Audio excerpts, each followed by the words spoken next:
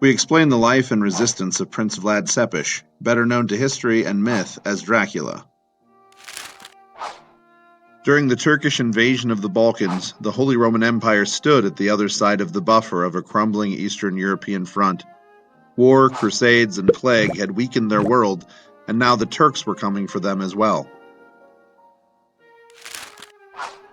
The empire encouraged a Romanian resistance group known as the Order of the Dragon to rise out of the shadows.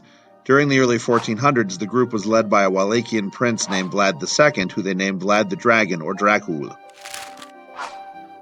As a reward for leading the dragons, the Holy Roman Empire gave him command of Wallachia. However, Vlad saw the opportunity to survive, protect his family, and keep his power as more important than his oaths, and he invaded Transylvania with Sultan Mehmed I. The Holy Roman Empire took away Wallachia. So the Sultan invaded, took it back, and gave it back to Vlad, making him a vassal state who would pay the religious tax and the janissary tax. To prove his loyalty to the Sultan, Mehmed had him give over one son, Radu, to the janissaries, and his older son, Vlad III, he had to give to the Sultan as a palace prisoner. Vlad III spent 5 years in captivity. His brother Radu became a close friend of Mehmed II and a trusted military leader who converted proudly to Islam.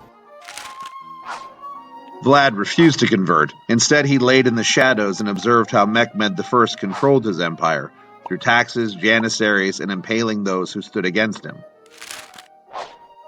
When the Transylvanians attacked Wallachia and killed Vlad II, Vlad III was released by the Sultan to get the territory back and avenge his father's death, with little assistance.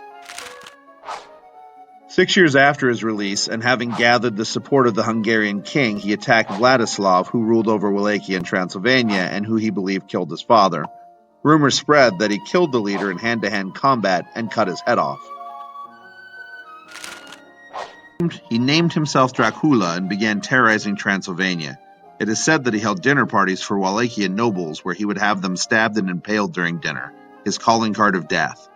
It's also said that he killed more than 80,000 people this way. Rumors began to develop that he was drinking the blood of his victims after dinner. Pamphlets spread throughout the empire of his cruelty. In the dark woods of the Holy Roman Empire, he became more myth than man. However, he was also a crusader blessed by the Pope and the Patriarch to take on Mehmed II and his brother Radu, who had stood together at the fall of Constantinople.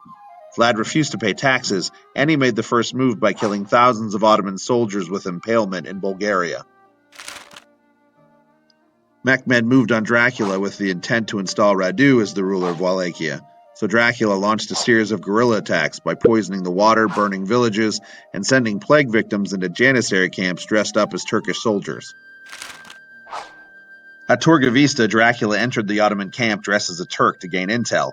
His troops rushed in that night hoping to kill Mehmed in his tent. They missed, but still won a massive blow.